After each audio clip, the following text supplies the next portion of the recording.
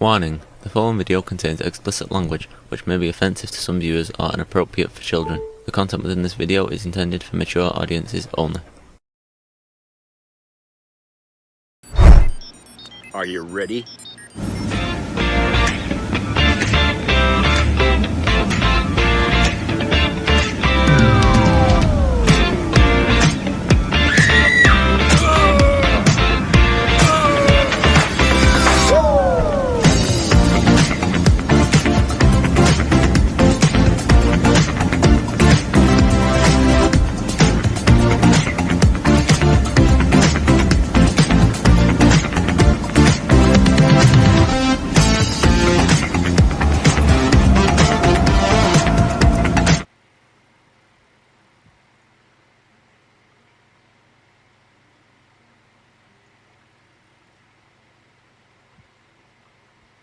Quiet down out there. Hey everybody, it's Jeff.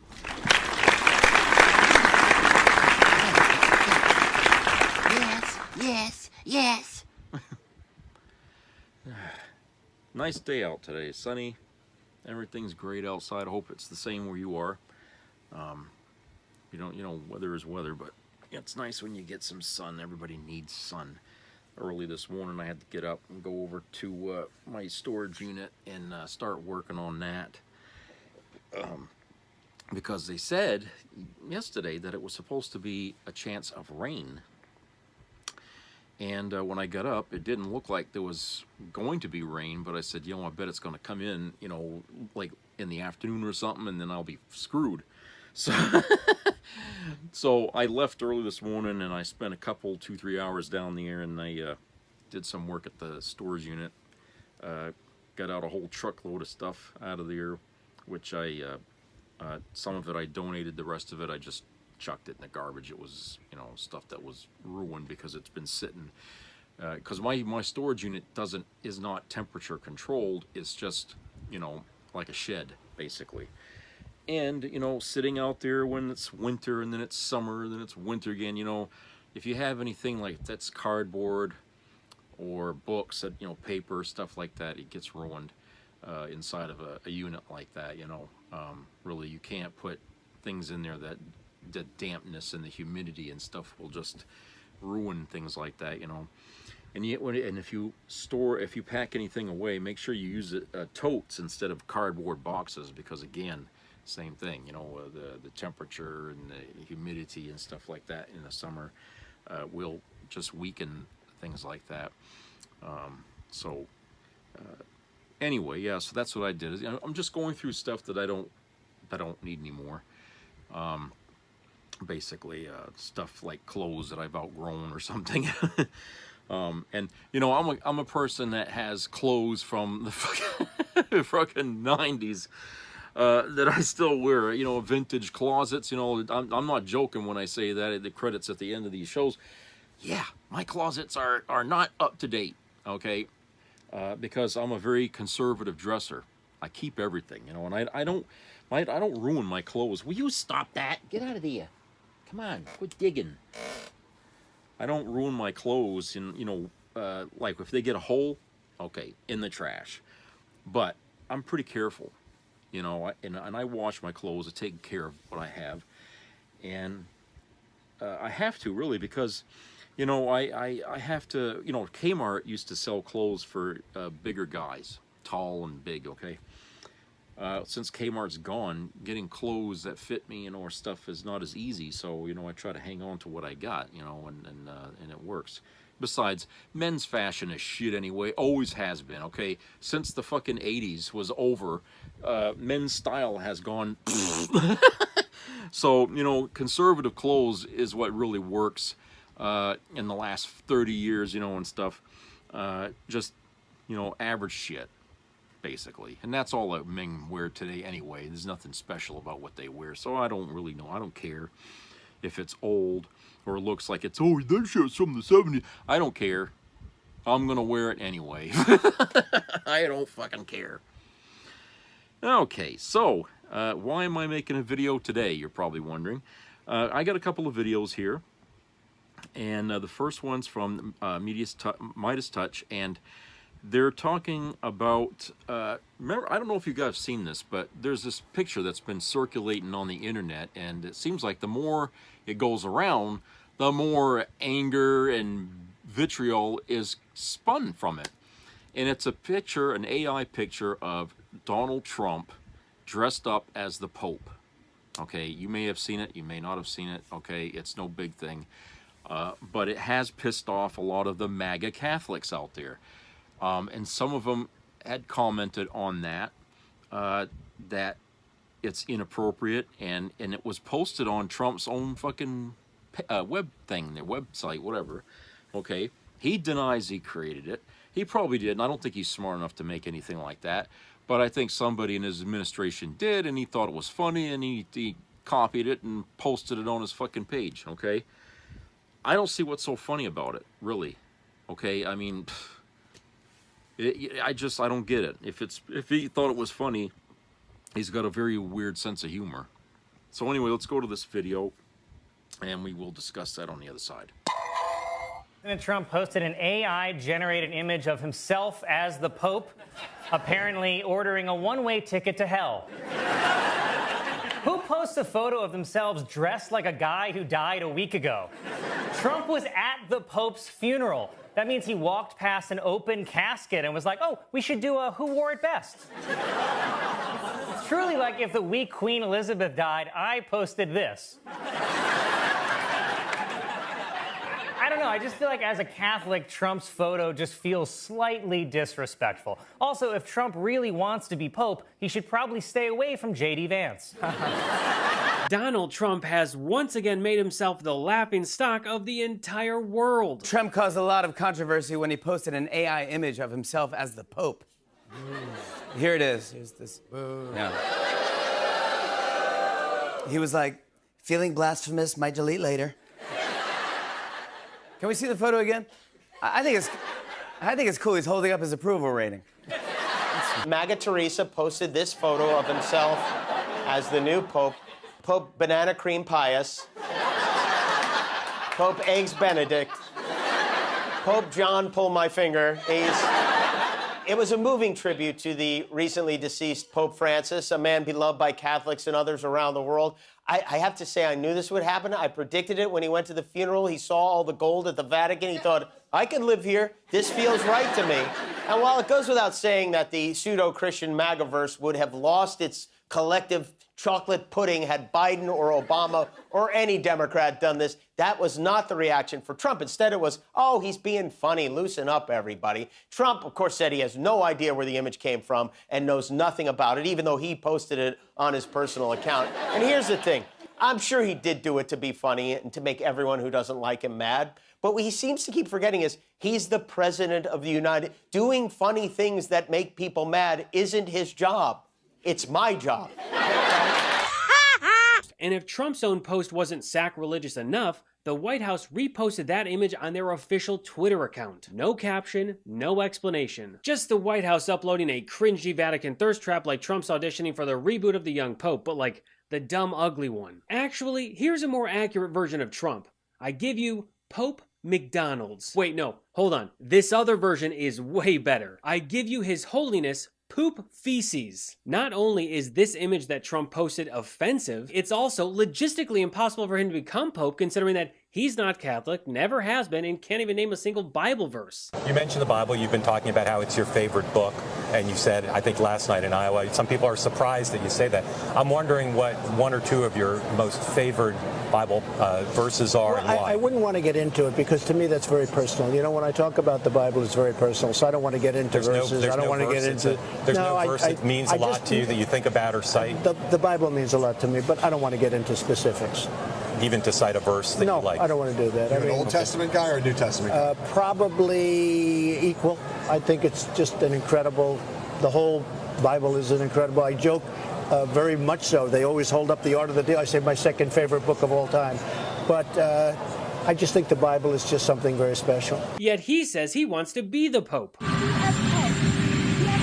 As Pope? Yeah. I'd like to be Pope. That would be my #1 choice. No, I don't know. I have no preference. I must say we have a cardinal that happens to be out of a place called New York who's very good. So we'll see what happens. And unsurprisingly, Trump is trying to play dumb, which is not new. Some Catholics were not so happy about the image of you looking like the Pope. Oh, I see. You mean they can't take a joke? You don't mean the Catholics. You mean the fake news media. Not the Catholics loved it. Actually, no, the Catholic community was not thrilled, especially his own supporters. I love Trump, but find this Pope meme disrespectful and insulting. God will not be mocked. Not a wise decision. That said, I pray for him. I pray for America. I voted for you, and I'm disgusted. The New York State Catholic Conference also voiced outrage at the image, saying, "There is nothing clever or funny about this image, Mr. President. We just buried our beloved Pope Francis, and the cardinals are about to enter a solemn conclave to elect a new successor of St. Peter. Do not mock us." Even Cardinal Timothy Dolan, the Archbishop of New York, and reportedly Trump's second favorite pick to become Pope, publicly condemned the image, calling it disrespectful. Non era buono. No. Can you say that in English? He asked me about the president appearing as the Pope. Yeah. I hope he didn't have anything to do with that. Are you offended by that? Well, it wasn't good. You hope he didn't have anything to do with it. The guy literally posted it to his personal Truth Social account and then had the White House repost it on their official Twitter account. That's like saying I hope OJ didn't do it while he's literally standing there wearing the gloves and signing copies of "If I Did It." But now that there's been some pushback, he's doing the Trump classic: gaslight, deny, deflect. I had nothing to do with it. Somebody made up a picture of me dressed like the Pope and they put it out on the internet. That's not me that did it. I have no idea where it came from. Maybe it was AI, but I know nothing about it. I just saw it last evening. Actually, my wife thought it was cute. She said, "Isn't that nice?" My question about Actually, I would not be able to be married, though. That would be a lot. I'd have to the best of my knowledge, popes aren't big on getting married, are they? Not that we know of, no. I think it's the fake news media that, they're fakers. No matter how much Trump tries to rewrite the events of what happened, that image does not show up anywhere on the internet prior to him posting it to his personal account on his social network. Now, if I had to guess, this is most likely what went down. Someone on Trump's team made it, he liked it, and then he posted it himself. Same exact playbook as this other cringy AI monstrosity. Trump with muscles and a Sith red lightsaber to celebrate Star Wars Day. Yikes. No one else made this. Trump's team did. though, sir, was about the fact that it was put out on the White House account. Even though it was AI generated, it was a joke, it was a meme. Does it at all diminish the substance of the official White House account to have it go out on that particular channel? Give me a break. It was just somebody did it in fun. It's fine.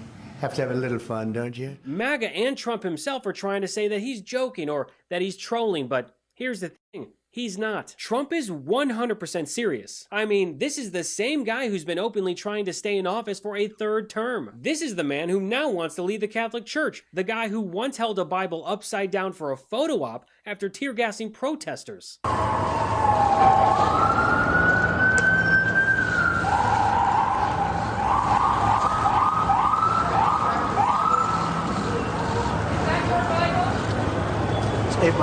This is a man whose idea of spiritual growth is selling fake leather Chinese-made Bibles. This Bible is the King James Version and also includes our Founding Father documents, yes, the Constitution, which I'm fighting for every single day, very hard.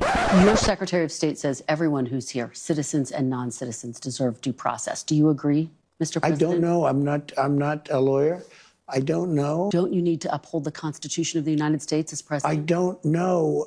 I have to respond by saying again, I have brilliant lawyers that work for me, and they are going to obviously follow what the Supreme Court said. Trump treats the Ten Commandments like a checklist for how to live wrong. And don't worry, J.D. Vance, who claims to be Catholic, decided to join in on the holy fun because, of course he did. This guy has a special gift when it comes to breaking everything he touches. Or in this case, was the last person to touch the Pope before he died. Oh, look, the guy's a Pope killer, okay? And while Catholics were reeling from grief, J.D. Vance was out there defending that photo of Donald Trump like it was a sacred relic. Conservative commentator Bill Kristol posted the Pope Trump image and tagged Vance directly. "Hey J.D. Vance, you fine with this disrespect and mocking of the Holy Father?" And Vance, as always, managed to make it worse. He replied, "As a general rule, I'm fine with people telling jokes and not fine with people starting stupid wars that kill thousands of my countrymen. So let me get this straight. When the president publicly mocks the Pope a few days after his death, J.D. Vance's instinct is whataboutism? This was not a foreign policy debate. This was, hey, maybe don't cosplay as the Pope during a literal papal transition. It's the holy meme defense. Sure, it's sacrilegious, but at least he didn't do a war crime. However, J.D. Vance might want to be a little bit careful where he points fingers, considering the fact that both he and Donald Trump are illegally deporting people to a torture prison in El Salvador. And let's not forget, this is the same J.D. Vance who just days earlier talked about how blessed he felt when he met Pope Francis. So just to recap, you met the Pope, then he dies, then your boss posts a picture of himself wearing the Pope's skin, and your response is, I've seen worse? Yikes. But the worst take of all came from Senator Lindsey Graham. I was excited to hear that President Trump is open to the idea of being the next pope. This would truly be a dark horse candidate, but I would ask the papal conclave and Catholic faithful to keep an open mind about this possibility. Lindsey Graham has really come a long way over the last 10 years. Well, I want to talk to the Trump supporters for a minute. I don't know who you are, and I don't know why you like this guy. I think what you like about him, he appears to be strong when the rest of us are weak. He's a very successful businessman, and he's going to make everything great.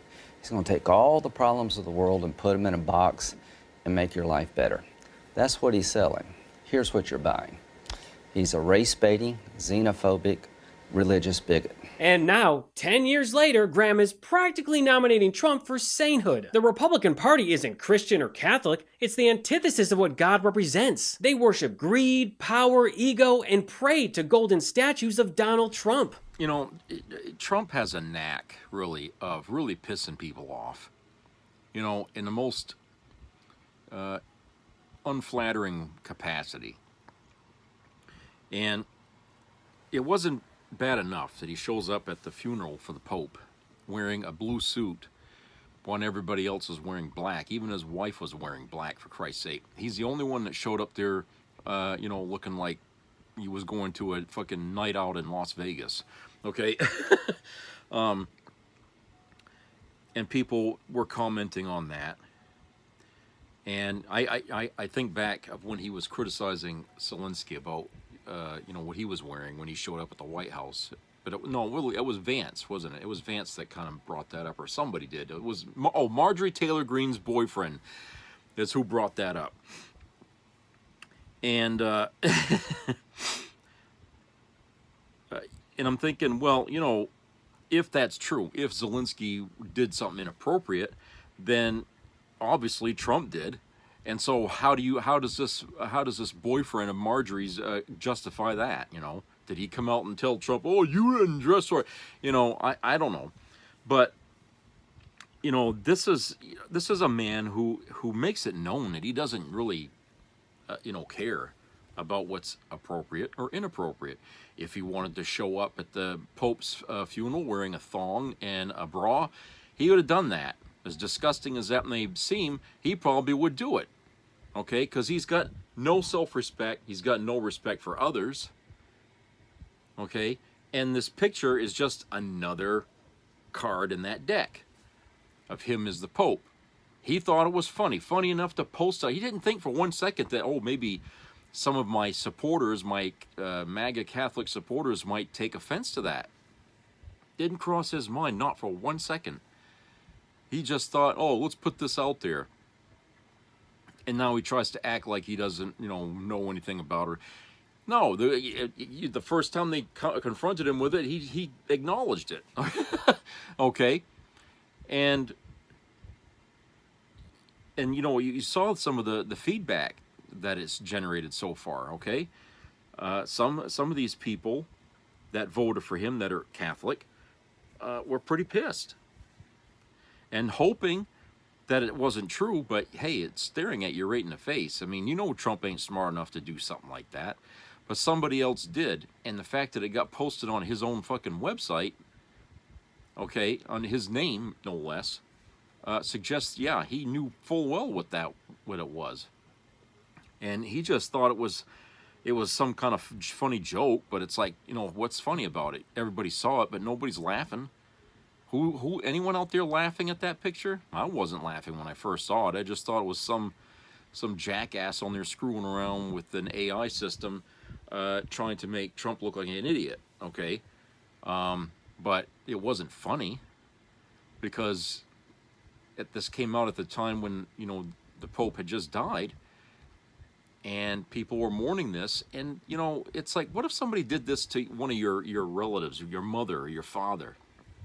2 days after you bury your father, somebody puts out an image of your father dressed up in his fucking clown suit or some damn thing, or some kind of outfit that really isn't appropriate. And, you know, how would you feel about that? You know, wouldn't that kind of put a stick in your craw a little bit? I mean, it would me. I mean, the worst thing you can do in this world to other people is to slight them. Okay? You can you know, insult people and anything like that, but if you subtly kind of disrespect somebody in a way, you know, that isn't quite so obvious, people will remember that about you. Okay? And when you go through life and you do that, you snub people and you slight them and stuff like that, you know, these folks are going to hate you till the day you die. Okay? Because they'll always remember you got that personality trait, that you're not that friendly, okay? And you're very apt at making more enemies than friends with the way you are, the way you behave.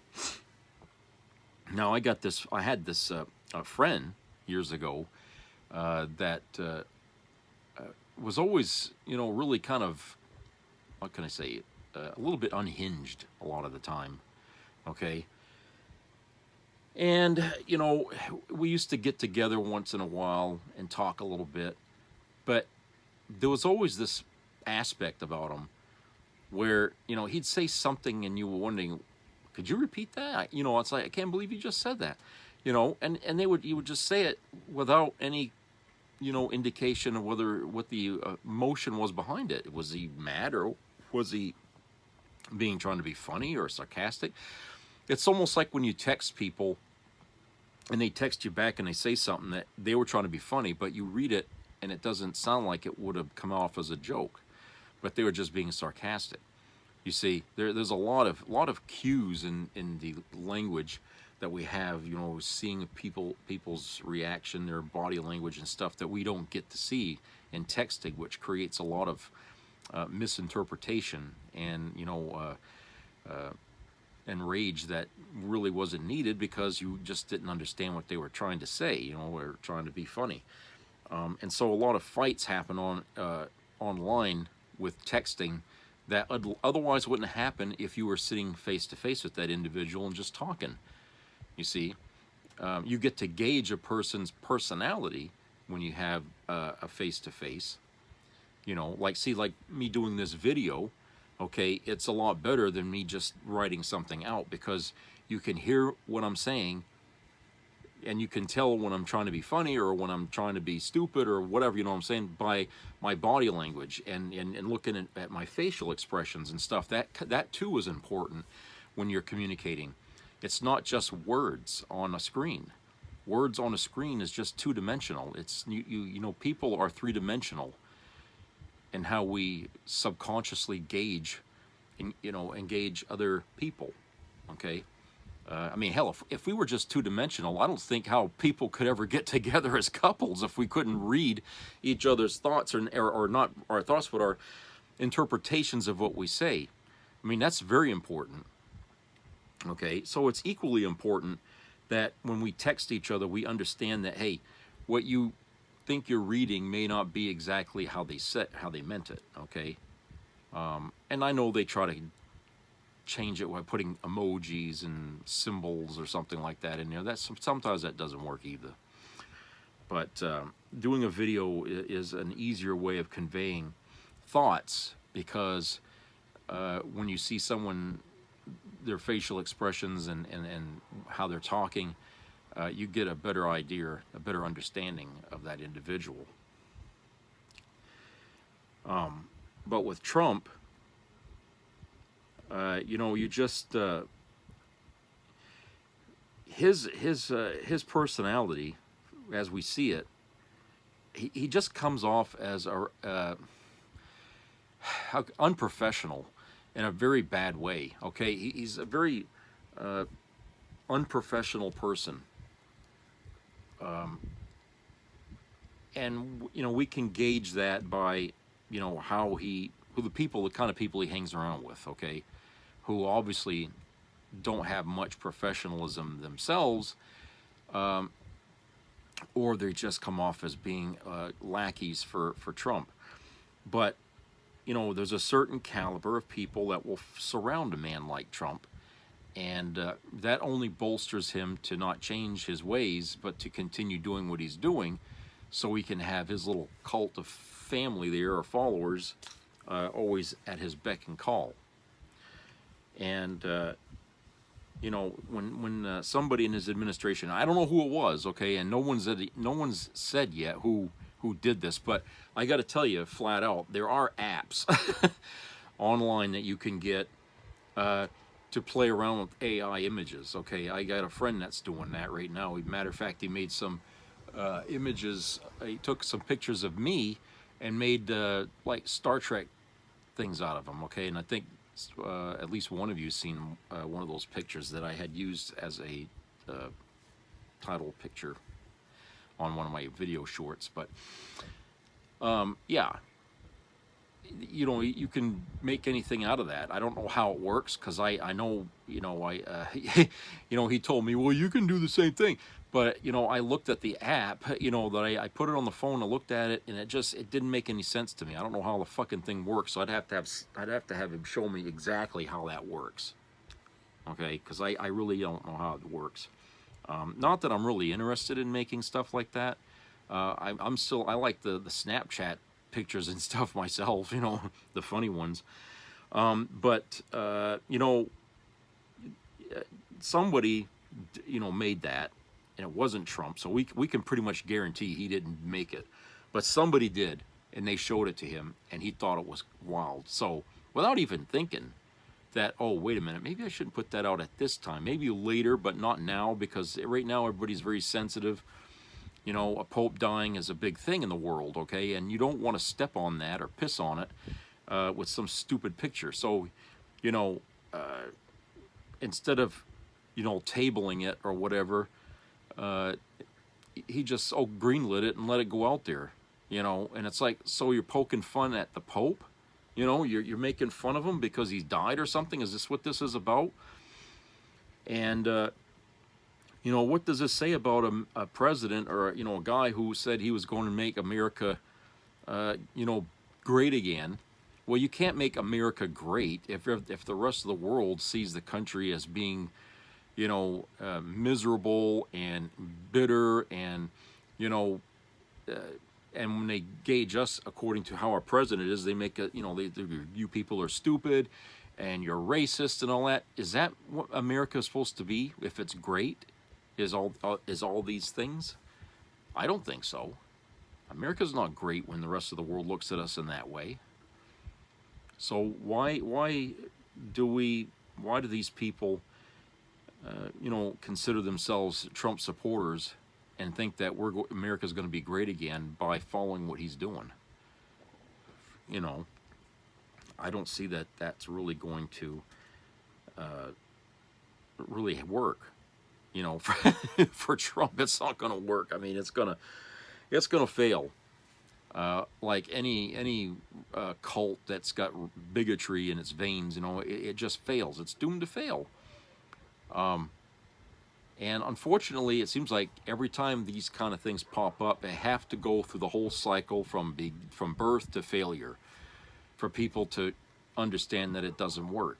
But you can guarantee that even though Trump will fail, sometime later down the road, there will be another emergence of a cult-like mentality, and they will follow that person to its bitter end.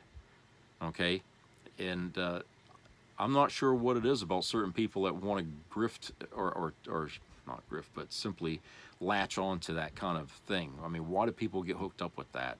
What are they missing in their own life that makes them want to reach out and join a cult? Okay. I guess it depends on the cult, you know. I think over the decades, I mean, there's been different kinds of cults that attract people, but there always, to me, it always seemed like there was some kind of, a little bit of political, a little bit of religion kind of mixed into everything that's a cult, you know what I'm saying? So, I mean, you know, Scientology, I consider that to be a cult, okay? But it has both a political and a religious kind of intertwining of things there. Jim Jones here, I guess, the same with that. And Branch Davidians in Waco, Texas. I think there was a mixture of that too. So I don't know. I mean, is it an indication that people want, that some people, not everybody, but some people in America would like to see more of a political, religious intertwining in this country, and they figure because they don't feel that it exists already, that they should try and create it. I mean, you know, like I mean when I say it, I mean it does in a way already exist, because it seems like every political leader has to sell themselves with a little bit of both, right? In order to get votes. But it's a tricky tactic. You know, it's a slippery slope. You can't really go too much one way or too much the other, you know, in order to be appealing to voters. I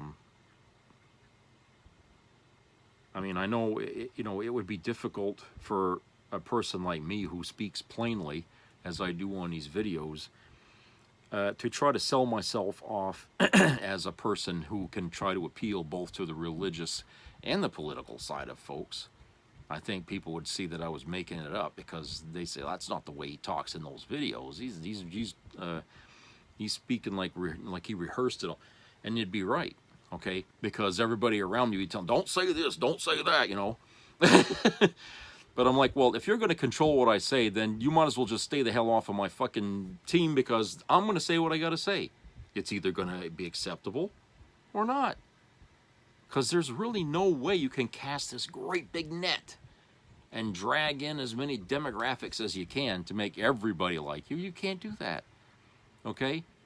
So why try to misrepresent yourself? Just be honest. Just say it like it is, okay? If they like it, they'll say it. If they don't, well, you ain't gonna win. Okay? What's to be afraid of? You know? Jesus. I think, you know, a lot gets lost there when we try to deviate from our own path and our own personality. But for what's going on here with this, I mean, this is like, you know, like I said, nothing surprising about what happens when Trump does something and it pisses people off. He does that almost every fucking week here. And I think this president's going to be the most hated president we've ever had, simply because the man just generates hate, no matter if he was president or not.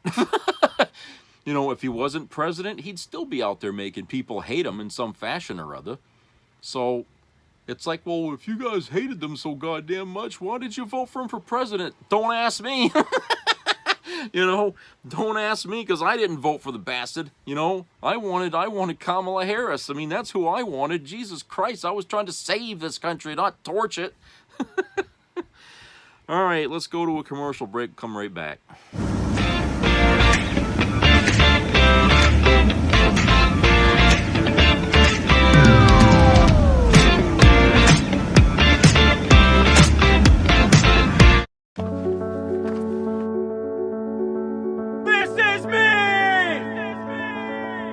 I'm Alex Curtis. I'm a lobsterman in Maine, and this is me. I'm Roxy Sugar, and this is me. I'm Eric Hopkins. I'm an artist, and this is me. This is me. Me. This is me. This is me. At the end of the journey, the main thing is you, original.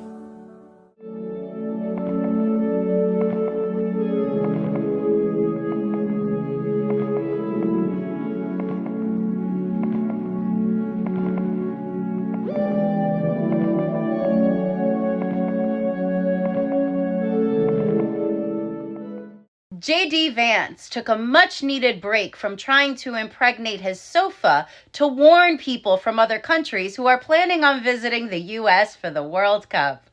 Of course, everybody is welcome to come and see this incredible event. I know we'll have visitors probably from close to 100 countries. We want them to come. We want them to celebrate. We want them to watch the game. But when the time is up, they'll have to go home. Otherwise, they'll have to talk to Secretary No. Ah, yes. Nothing screams hospitality like threatening people to face a woman who shot her own dog. JD, it is bold of you to assume that anyone who can afford to travel for the World Cup would want to stay in this hellhole. But I would like the opportunity to also warn people who are planning on coming to the United States for the World Cup. Don't come. It's not safe here. You're not safe here. Shit, we're not even safe here.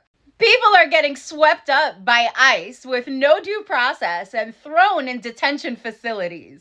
And without due process, how would they even know you had a visa that hasn't expired yet? You could be minding your own damn business and someone will stop you. You don't speak any English. You may not have the proper documents on you because you left them back at the hotel. Who knows where you can wind up?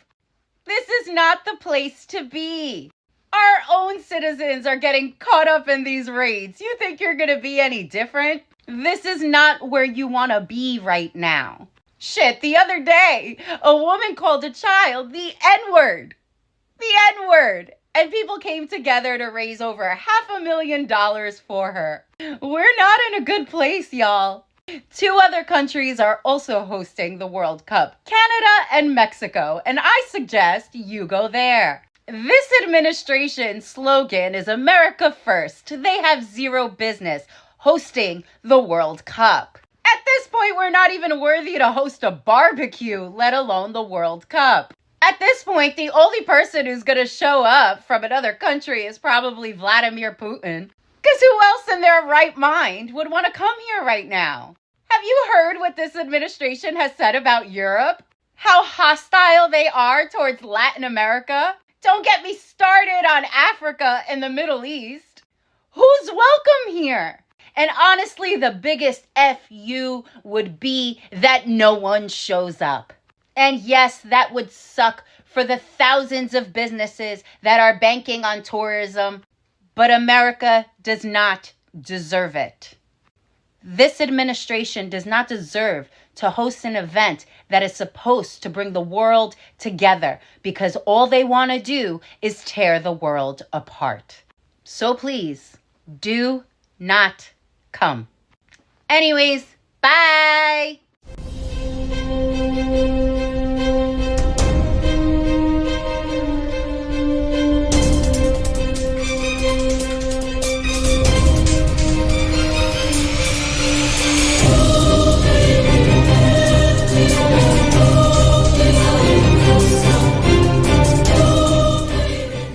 You see, at first, when someone says, let's impose tariffs on foreign imports, it looks like they're doing the patriotic thing by protecting American products and jobs. And sometimes for a short while it works, but only for a short time. What eventually occurs is, first, homegrown industries start relying on government protection in the form of high tariffs. They stop competing and stop making the innovative management and technological changes they need to succeed in world markets. And then, while all this is going on, something even worse occurs. High tariffs inevitably lead to retaliation by foreign countries and the triggering of fierce trade wars. The result is more and more tariffs, higher and higher trade barriers, and less competition. So soon, because of the prices made artificially high by tariffs that subsidize inefficiency and poor management, people stop buying. Then the worst happens. Markets shrink and collapse, businesses and industries shut down, and millions of people lose their jobs.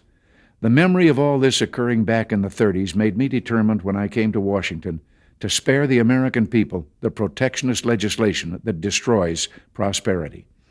Now, it hasn't always been easy. There are those in the Congress, just as there were back in the 30s, who want to go for the quick political advantage, who risk America's prosperity for the sake of a short-term appeal to some special interest group, who forget that more than 5 million American jobs are directly tied to the foreign export business, and additional millions are tied to imports. For those of us who lived through the Great Depression, the memory of the suffering it caused is deep and searing. And today, many economic analysts and historians argue that high tariff legislation passed back in that period, called the Smoot-Hawley Tariff, greatly deepened the Depression and prevented economic recovery. After my husband tried the salt trick, I let him come in through the back door, and it was amazing. My plumber was over 60, but he left me with limp legs for 2 hours after doing that dirty trick you taught me. That's what my friend told me. Can you believe it? Don't drink salt water before bed unless you want to stay hard all night and make your wife spray like a fire hydrant. Yes, salt. Discovered by Harvard scientists, this 15-second trick has been proven to increase blood flow to the little guy by 342% in over 100,000 men. Forget pills, Kegels, and pumps that only cause embarrassment.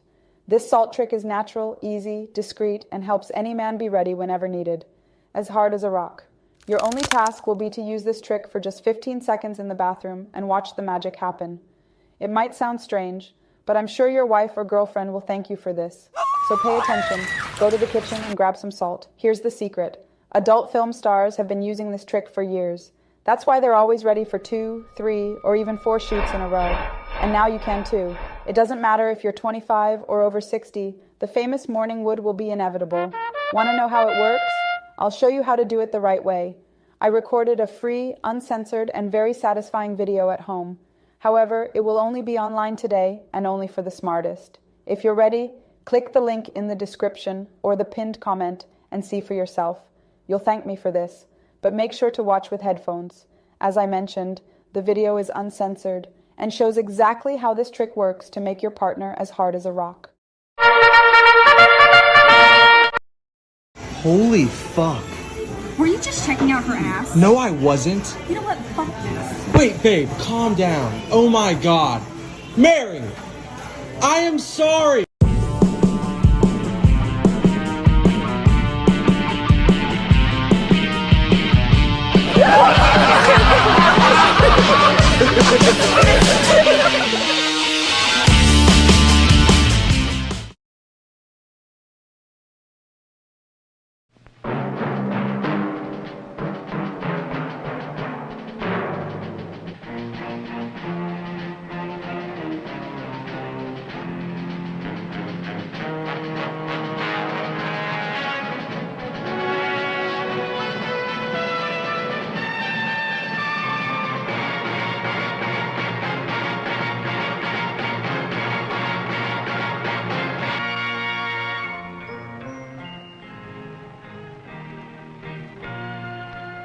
Some people have a deep, abiding respect for the natural beauty that was once this country.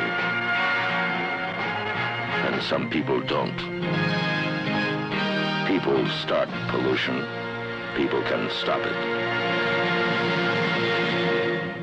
Write for Pollution Booklet, Box 1771, Radio City Station, New York.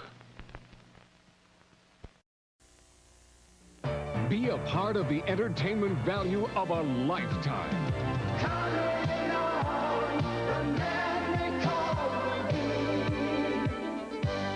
I loved it. It was the best performance I've seen in a lifetime. I loved the show. I liked it very much. He's a very entertaining man. It's well worth the money. Now appearing in Charlottetown, coming to Halifax November 6th to the 18th, and St. John November 20th through the 26th.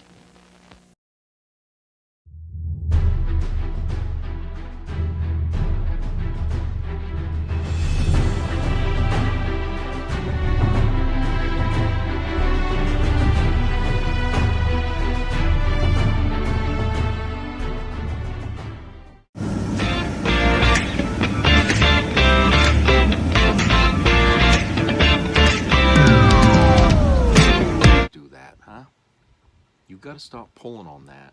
You're going to tear it. Yes. Yes. Oh, shit. Yeah, welcome back, everybody. Goddamn timer. All right. So, I got another video here. It's from the iHip Girls. And there was and I don't watch this show, okay? I'm going to tell you straight up right now. I don't watch Piers Morgan, okay? because it's kind of conservative leaning. But this interview here of this one show of Piers Morgan has been the talk of the town here for the week, for so far. And it goes to that story I talked about in the last video about that young woman there that called a 5-year-old an N-word, okay? Remember that? All right. It's following up with that. And, it was really interesting to hear Piers Morgan's reaction on that. So let's go to that video here, and then we'll talk about that on the other side. Hey, you guys, all the nuts in MAGA have been like, we've got to get the Epstein files. We want the Epstein files. Trump is going to bring justice. And it's been a big faceplant. So I thought it'd be fun today to check in on MAGA and how they're handling all of this. Let's play this first clip from MAGA loyalist Alex Jones. Reports, and there's supposedly the first tranche of it's coming out today, that James O'Keefe's one of the two big stories he's breaking is about someone in the Trump administration covering up Epstein. And then he put out a little short trailer yesterday that shows an image or still shot of video of Pam Bondi. But he wouldn't even say who in the administration.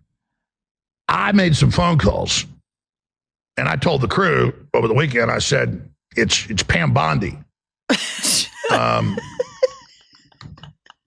According to my sources. And because the White House already knows about this. Okay, so I think this is some inner MAGA conspiracy theories. But before we dive into that, can we talk about his camera angles? How he's like, yeah, he's got that dun dun dun dun, like he's breaking. Like, Alex, everybody knows. Like, you don't need sources to know what the cover up is or who in the administration they're covering up for. You don't need any sources. You don't need an investigative team. Look no further than the evidence at Ghislaine Maxwell's trial. Do you think they're ever going to get there? Like the hardcore MAGA people that are also QAnon, who believe that they are these champions against sex trafficking. Do you think that they're ever going to get to that Trump partied with Epstein, probably had sex with, some women with Epstein, was friends with Ghislaine Maxwell, defends Ghislaine Maxwell. Do you think they're ever going to piece that together, or are they always going to be stumped?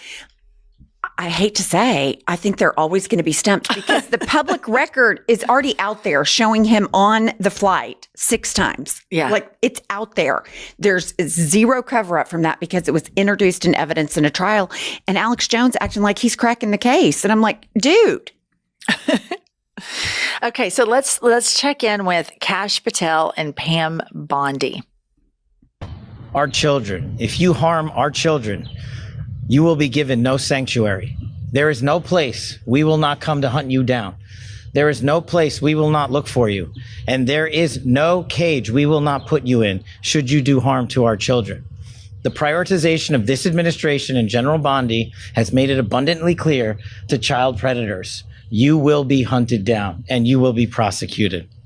And that is a refreshing thing to hear for the men and women who do this work tirelessly. And it's also an acknowledgement of the safety that we look forward to bringing America. I mean, it goes all through me because I want to scream at the top of my lungs. Then put gun laws in place. You're missing the boat. The guns are killing these people a lot faster than your MAGA Christian pastors are molesting them. Yeah, and I also think if you are a champion of children, this is just something they go out and they say behind a podium. There are hunger issues with, hundreds of thousands of children in this country. In our state of Oklahoma, you see this super Jesus governor and this super religious Republican supermajority deny paying for school lunches, turning away federal funds that feed kids. And like you said, there's no targeted investigations into these churches and church camps. There was a church camp in Oklahoma, I think it was called Falls Creek, and there was a pedophile in Falls Creek, and so many other people knew about it. And like the Catholic Church, they covered up for him and they allowed him summer after summer to be around more children. All of this stuff that Pam Bondi and Kash Patel are doing is just this fluffery for the base. It's kind of the same way that they act like they're for the military. Right. But every time we have to fund the Veterans Affairs, veterans hospitals, mental health services for veterans, they vote it down immediately. And so this whole MAGA world where they act like they're champions of children, but they don't fund causes for children, after school programs, inner city developments, inner city clubs, and the biggest one of all, obviously, the biggest killer of children in America are guns. And for them to stand up there and cosplay that they're so compassionate and they're so different from any other administration is so insulting. But, I think this really plays on the Fox News crowd. I was going to say, it's going to be on repeat on Fox News. They're going to say how hard on crime they are. I mean, she's arresting people as domestic terrorists for keen Teslas. And that's what they're worried about. They have absolutely no plan nor any intention of actually helping children or keeping them safe. Okay. And then lastly, there was a woman who, Shiloh something is her name. She called a 5-year-old black kid the N-word on a playground, and MAGA has raised, I think, close to $1 million, probably $1 million by now for this woman, because they think that she was in the right to call a 5-year-old the N-word. So Piers Morgan decided to dip his toes into this, and he had a trad wife influencer on. And I just want you to hear the conversation that they had regarding this situation with a grown-ass woman calling a 5-year-old black kid the N-word. Why racist? Because I want to support free speech, and you cannot have free speech in a country. That's fine. You can support free speech, but you also have to be accountable for what you say. Would you use the N-word out of interest? Yes. You would? Mm-hmm. I do, quite frequently. You use the M-word quite frequently. Well, why? Other than the fact you're a despicable racist. Are you? Some would say I am. I guess according to the ADL, I'm a white supremacist. I'm a neo-Nazi. If you use the M-word repeatedly, you are a racist, then, are you? Sure, I'll embrace that. If that means forwarding, helping white people achieve freedom of speech, real freedom of speech, which, by the way, Shiloh Hendricks is being attacked on all fronts. They're trying to bring legal charges against her. They're trying to get her children taken away. So you were saying Carmelo Anthony, it doesn't matter. That's a different Sorry, but just to be thing. clear, you just said to me you use the N-word regularly. In what context? Do you use it with black people? Yes, if it's appropriate. When would it be appropriate to use the N-word? When would it be appropriate? Anytime I feel like it. So you're an unashamed racist. Correct. Well, do you understand that makes you a despicable human being? I guess so. I don't really care. I mean, why are we not talking about Shiloh Hendricks? Why are we talking about? Well, actually, I think you've moved it on in this debate very quickly to your own racism, which explains why you've supported her in public and why you've got all these views. You see no problem with a woman shrieking the N-word repeatedly because you yourself are a despicable racist, and you've just proudly admitted that with a smug grin on your face, which is pretty horrifying, actually, for most people to have to watch. And shame on you. You're entitled to do it, and I'm entitled to call you despicable. Okay. This is something that we've been calling out for a really long time, and it is the inside white culture, the racist problem. And Pumps and I have known, being of white culture, privileged white culture, that this exists. Not quite to that extent, but Trump has emboldened it so much. And there's this weird intersection right now where you have these trad wife influencers who say they're traditional wives, but really they have a side hustle and they're influencers. And then they have these racist men with either low T, penile problems, some sort of mommy or daddy issues. And then it segues with Christianity and then the MAGA movement. And they're also emboldened that she gets on, Piers Morgan, which is a conservative show, a total conservative show. And she says that just so brazenly. And I just think, oh my God. I mean, and the fact that this woman, Shiloh Hendricks, has raised $1 million and that all of these people who claim to be these big Christ followers and Trump is, doing all these great things for the country. The bottom line is they like him because he gives them permission to hate minorities. That's exactly right. He gives them permission to be cruel. He gives them permission to dehumanize people. So they sit in churches and talk about how God-fearing they are, and then they dehumanize people. They make people believe that people are less than them. And it is so gross. And I will tell you, that shocked me. And I just, in thinking in my head, she's raised almost $1 million. That means at least 1 million people are the exact same way as this woman. I don't think there's there's no question. I think when you look at the presidential results and you look at the things that Trump has said about immigrants and how he started it in 2016, and when you get to triple Trumpers, they're racist. Absolutely. There is a moral shutoff that some of us have when you hear a politician say or do certain things that you're just like, I just can't go there. With Trump and MAGA, he says that stuff and they think, yep, finally, somebody's saying it. We're liberated. We can come. Did you hear her talking about free speech? Right. She's fighting for white people to have free speech. How insulting to the intelligence of minorities and to history that is. Might I remind you, Stephen Miller, the whole time Trump was out of office, was suing people or suing different entities because they discriminated against white people. Like, these people are the biggest racist, misogynist from the top down. And these are the same people that get triggered because The Little Mermaid was black and they have just these meltdowns. But anyway, that's really disturbing, but I think it's representative of the 75 million people that are 77 million people that voted for Donald Trump. And I think that the only way to disinfect this cancer in American culture is to shine light on it. Mm-hmm. And so kudos to conservative, not my favorite journalist, Piers Morgan, for appropriately calling her a disgusting racist. And I hope that more media does the same, because these spaces should not have oxygen online, because other people will see this and feel more emboldened to do it. And I've said this once and I'll say it 1 million times. My life as an American is 10 trillion times more enhanced because of the immigrants in my life and the people of color in my life. The most boring people in my life, present company excluded, of course, are the mundane suburban white people. And so I think that we have to celebrate our diversity, and the people like this. Oh my God, Trump wants to, open up Alcatraz. Just send them there. That's terrible. It's awful. Okay, we're trying to get to 1 million subs. Help us do that by subscribing to our channel, and we'll see you all later.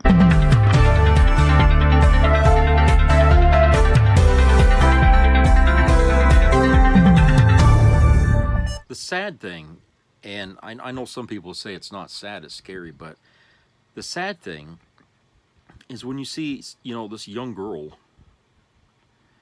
sit here and proudly proclaim her bigotry, saying, oh, I ain't got the freedom to call a black person the N-word. It's like, you mean to tell me that of all the issues, when it comes to freedom of speech, the thing that's most important to you, that got you out in front of this show, this camera, and on Piers Morgan, is the fact that you're not allowed to say the N-word. Nobody's saying you ain't allowed to say it. What we're saying is that if you say it, don't be surprised if other people get mad. So, what is there to learn from that? If it makes other people mad, it's like, if I keep beating my hand and it hurts because of the fucking hammer, well, it shouldn't hurt. If I hit it, I shouldn't feel any pain. Well, if you don't want to feel any pain, then stop hitting your hand with a goddamn hammer, for Christ's sake.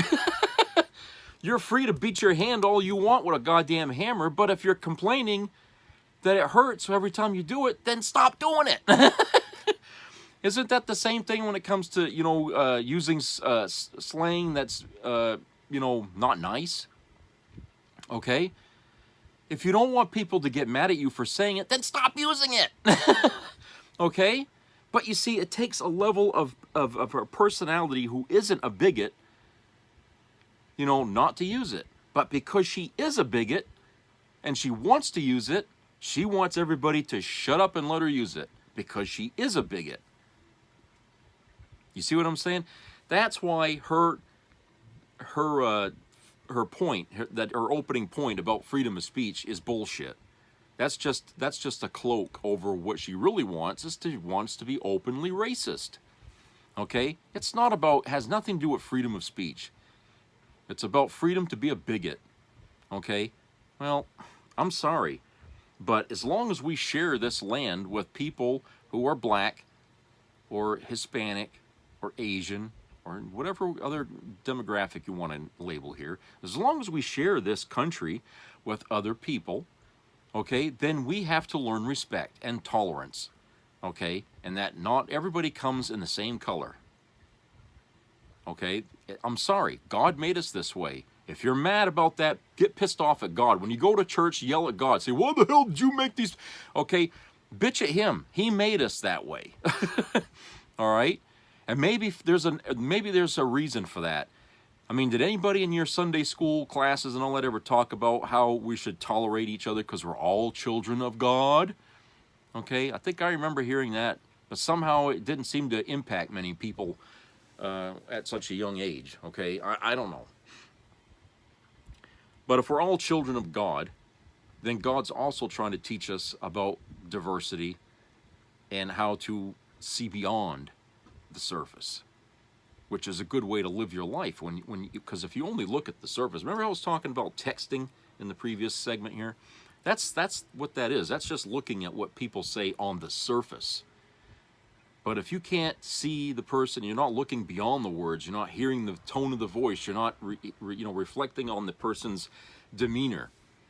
There's another dimension to conversation that gets lost in texting. Even hearing the person's voice can change the perception of what's being said. So yes, if we have to, in order to communicate, if we have to see each other and get, the gist of the things they're saying, okay, then we have to look at each other in the same way. Instead of looking at us, as a cover to a book, we have to be willing to open that book and start reading the pages, okay, to judge whether or not this book is worth reading. If we don't do that, you're probably gonna miss some good reads out there.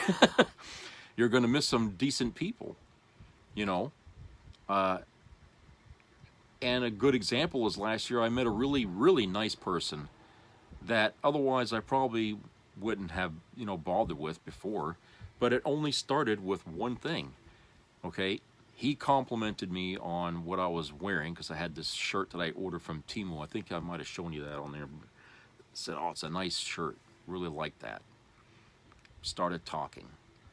And I was there for like good 3-4 hours talking to this person. Found all great things. But, their appearance didn't really it didn't seem like, he didn't look like he would be that friendly. But, was I wrong? And really, I still talk to this person. Every week, I go over to where he works there, and we talk a little bit, and we always have great conversations. Really love this guy. Okay, and I just, if I had listened to my instinct and not walked over there after he had complimented me on my shirt, I would have missed having this great friend that I got now, and we've shared a lot. About a lot of other things, and we both have a very keen interest in politics, and we both have the same views on Trump and things, but like I said, I wouldn't have known this person if I'd have met this person online and we just in a chat room. Probably never would have thought that this person really there's so much that you miss. And the same thing can go with people that you meet that are of different colors and stuff like that, okay? I don't know what the, I think I explained it better in the last video, how it is that you have to challenge those perceptions, okay? You got to challenge yourself, okay? If the guy, makes you feel scared, or the girl makes you feel scared or something, okay, why don't you just, if the opportunity is there and it seems appropriate, why don't you just strike up a conversation about the weather or something like that? Say, oh, it's nice out today. Just to get them talking. And then maybe, it might develop into something more. It could, start talking about things where the other person reveals more of themselves, like what they like and what they don't like, or what they believe in and they don't believe in. And before you know it, you can gauge in a much better way whether or not you're going to like this person. Why just go by the cover, the skin color, what I call the cover? Why just go by that? I mean, if we went through a life that way, there'd be so few people, so few relationships, out there. I mean, I realize when for some people, that's a very important thing. I mean, if it wasn't, okay, then we wouldn't be like so picky about who acts in what movie or something like that. You know what I'm saying? Because the looks seem to be the number one thing. And I just think that, we need to dial back a little bit here, okay? And let's look at talent as well, okay? They got talent, they got looks, they got delivery, okay? Just one of the three things isn't going to be enough for me, okay? For it, to entertain me. They're going to have to meet me on a lot of other things too, all right? And I call that quality. Quality personality, a quality person. But if I'm not giving them if I'm not giving them a fair chance to show me their quality by just looking at their cover, then I'm never going to find that quality person, okay? You got to be a person that likes to talk, okay? And I never really considered myself a person that likes to just talk to people all the time, okay? But I find that other people seem to look at me and think he's the guy I should talk to, because I get cornered all the time everywhere I go. Oh, hi, how you doing? Or they see, I got a hat on, and they say, oh, thank you for your service. And for some, that's all it needs to start a conversation, okay? I even had like little kids come up to me and stuff, and they I don't know, maybe maybe the parents tell them to say it, but come up to me, thank you for your service, But it's like, and my girlfriend says, well, you got that look that says, come and talk to me. And that's like, I don't know what that look is. But yeah, people keep, approaching me all the time. And so it's like, I don't have to worry about not being able to talk to people, because it seems like that I have a maybe that trusting look. I don't know. To be honest, I don't know what a trusting look is. I see this face every fucking day, okay? And it's boring. I see it in the mirror when I shave, and I see it when I'm brushing my teeth, and I see it on these videos I make. I see it all the time, okay? And it's like, what is it, okay? What is it? I don't see it. I don't see what it is. But when you get these people that, like on this interview here with Piers Morgan, who come out there and they say these things, and they don't seem ashamed to say it. I mean, they just blatantly put it right out there. And Piers actually, questions her and corners her, and instead of denying it, she just embraces it. So she's proudly one of those people who will judge you by your skin, by judging you by the cover, judging the book by its cover. She's proudly saying, I'm not a three-dimensional thinker. I imagine she doesn't have a very good conversation with people, I guess, for the most part, because if she's that flat in her thinking, then what she has to say can't be any more interesting, okay? And I think I had read something somewhere about that in a book about psychology, about how people have this inability to connect with others because they don't know how to do it properly. And I think maybe that's one of those things with this girl and why she can come out and say this and not feel any shame for it, because in some ways she doesn't really understand why saying the N-word is hurtful. And maybe, you know, I don't know if even educating her would make her understand it any better.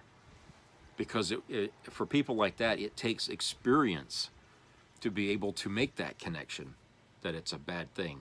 So she would actually have to live a life as a black person to understand why you shouldn't say this. You know what I'm saying? I mean, I know it's an extreme way of trying to lay out what I'm saying here, but it would take experience to understand, okay? Just like when I'm trying to convey to people what it was like being in the military, a lot of things about it, I can't really describe it enough so they can understand it. They'd actually have to have had experienced it to know what it's about, okay? There's only so much you can convey in words. So this person only looks at the N-word as a word, but she has no idea the underlining meaning, the 3 dimensions of that fucking word. She can't grasp because she's unable to. She's a very surface person-oriented thinker. She goes through life just judging books by their cover, okay? She don't take the time to actually cogitate, wonder, you know. People like that are people who won't read about history either, you know, to understand why things happened the way they did, okay? She probably has no grasp about history, you know. I bet she doesn't really know much about it, to be honest. And, you know, if you ask her to talk about World War II, she probably wouldn't really come up with a whole lot of introspection, or, you know what I'm saying, about that whole war. She just wouldn't know. So she's a very, you know, shallow thinker. And, you know, I've met people like that in life, okay? And some people that I've met that are that way, I never heard them say anything racist. But when you find somebody that does, it's almost a giveaway right off the bat. It's an easy sell. I mean, you know, somebody that doesn't speak, you know, the N-word or whatever and say racist things, okay, it's, you know, it's easy to say, okay, well, they're not racist because you've never heard them say it. But somebody like her that says it, and she's a flat thinker, you know, okay, it doesn't come to any surprise when you really sit down and think about, well, why is she saying this, okay? And that's what I was doing when I saw this interview is, why does she say this and it doesn't seem to like it bothers her? Well, the other 4 or 5 people that were also in the frame were very uncomfortable with what she was saying. They understood. They understood. Piers Morgan understood. She's the only one that didn't, okay? Which means her thought processes are not similar to the others, okay? She's a very shallow thinker. She doesn't care. She has got no empathy for other people. You know, if a black person tried to explain to her why you don't call me the N-word, okay? If a black person tried to sit her down and explain it, she wouldn't listen. You know, she'd get defensive because people like that don't like to be treated like they're still little kids and that they have to be corrected. They're very egotistical, all right? And so they wouldn't listen. You couldn't sit them down to understand it. They have to live that life to understand it, okay? That way they can't escape the the lesson. They would have to be forced to live through it, which this is a little bit off the track, but many videos back I had talked about how you can get people of different races together by putting them through trauma together. If they suffer together and work together to alleviate the suffering, they create that bond, and all of a sudden race don't matter no more. That person's your friend for life. That's why veterans, okay, they're like a brotherhood, because they went to war together, they fought together, okay? It doesn't matter if they're black or white or whatever, they see each other as brothers in arms that went to war and fought together, okay? that's how you break down barriers. And I know that's a very fucking extreme way to stop bigotry in its tracks, but it really is the only way currently that the human race, where it is standing now, would have to be able to do this, is to have a shared conflict that brings them together with, because hey, you can only depend on each other. And I saw that a lot because my father was a Vietnam vet, and a lot of the veterans that he used to talk to from all walks of life, I mean, they acted like they were known each other for years, okay? Some of these people he didn't serve with, they were in different units, okay? But because they all went through the same war together, it was different. They can sit in group therapy together and talk about things and they would understand it. They saw more about each other than what was the surface because of the war. And this woman has been living a life of protection, of safety, and all she knows about black people is what she hears on TV, which is sometimes often never very good. It's always about crimes or something like that. And she probably online talking to people who are also bigots, and it's in an echo chamber. And so, you know what I'm saying? You see how that develops after a while. That person just has no grasp on, and then she says, oh, freedom of speech. I wish I could say these things aloud and not get hurt for it. That's not what freedom of speech is for. It's not a law that protects you or shields you like in a bubble from getting retaliated against for saying stuff. It's saying the government's not going to stop you from saying these things, okay? But if you say them and it riles up the public, hey, you better run, okay? You better fucking run, all right? You poke at the lion enough times, eventually that thing's going to come back and bite your ass. I mean, that's just how it is. But don't do these things. I mean, and somebody needs to sit down with this girl here and try and explain it to her. Look, this is why it's not right, okay? I mean, there must be some word you can't tell her that's not going to piss her off. And that's what people need to bring to that argument. Find out what word somebody would call her that would really get her, find out a name that she wouldn't like, and then tell her, I want the freedom of speech so I can call you this. How do you think she'd react to that? If it's okay for her to slander and insult somebody, then it's okay for me to slander her name and in the same way to piss her off. Okay? Because if she's looking for freedom to say nasty things, then hey, freedom for one is freedom for all. Okay? I shouldn't expect that she wouldn't lash out at me if I called her a name. Okay? But I'm gonna use her argument against her. I want the right to say it to her face. And if she does anything against me, then I'm gonna, get her in trouble. Okay? This is what she's saying. This is what she's saying. And it's a very childish kind of reasoning, but that's what you would get from someone who doesn't think very deep. Okay?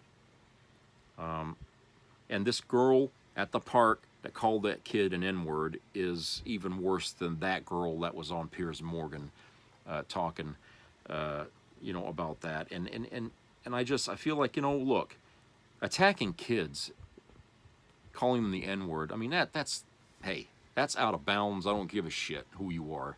All right? That's just a little kid. Why expose a little kid to insults like that? And the excuse that Matt Walsh says, oh, you think that was the first time that kid ever heard that word? Well, it wouldn't be if people would be smart enough not to use it, but I doubt that kid was ever approached by an adult and called that name, okay? And that's really where the problem is you are an adult, that's a little kid. The little kid did something that he's learning, he's only 5, and you got all bent out of shape. And because he's black, you decided to insult the kid, okay? That's immaturity on the part of the adult, okay? That's immaturity, and you should have grown up from that and learned a few things in society, how society works, but you ignored that, and now you go through life kicking everybody in the crotch, even if they're a little kid, and you expect everybody to just roll over and say, oh, it's okay. Ain't gonna happen. In no lifetime is that ever gonna happen. Okay? Forget it. People don't like to be insulted. And you need to stay on top of that. You need to watch your mouth. Okay? Yeah, I know when people can get very angry, sometimes logic just flies right out the window and your mouth just takes over. Okay? I see that happen. A lot of times when I'm watching these cop shows, people will start, if the cop is black or something, all of a sudden they got to start beep, beep, beep, because they're using the N-word constantly, okay, because they're pissed off and they forget themselves. They forget what's happening. They forget about, they're so mad they just want to convey that anger back to make that other person angry, but that doesn't get anywhere. When they're angrier, they get madder at you, and then vice, until it just comes to blows, okay? The mature and adult way is to deflate the situation, to control your temper, to gauge what you're going to say before you say it. Okay? But too many people let their mouth just run wild. And that's what a lot of people do. Especially these younger folks, because they don't have, the experience of living life yet. They're just starting off on their own, and they haven't bumped into enough walls yet or made enough mistakes to be able to understand the job of living, as they say. But yeah, it's it's very, very disquieting that you have this going on, and we have a president that seems to make it okay to be that way because he's that way. And when the top person in the country is acting like an asshole, it makes everybody in the bottom part of the country do the same thing. All right? And our kids growing up through this, I pity how they're going to turn out. I hope that the parents let the kid know that this is not the way to be. Trump is not giving you the right, example to follow. Okay? He's failing on that miserably. All right, this guy's history alone is enough to tell people this is what you don't do in life, okay? Donald Trump is the person you don't want to be in life. He's a very miserable and lonely person. I mean, he might be surrounded by a lot of people, but there's no friendships there. You know this. It's all about, leverage with him. And these people, if they could get what they want from somebody else but have it out of the person be nicer, they'd ditch Trump and join the other person. Okay? But no, these people all have their own little agendas, and they need Trump to get there to their goals, and that's why they're kissing his ass. It's not because they like the guy, it's because they need him. And he needs them for however long that's going to last. So anyway, I guess that's it for today, and I hope everybody has a great rest of the week. So subscribe, comment, share, and keep your ears open for health issues out there. And you have a neighborhood wherever you live. There's other people around you, unless you live out in the woods like some people in Maine. Okay, but try to create a net of safety out there to help each other out. Okay, it's really the best thing. It really is. I mean, it's a scary thing to stand alone, but if you can stand with others, it's so empowering. Makes you feel like, hey, I got backup. Nothing better than having some backup. So try to do that. I'll talk to you guys later, so take care.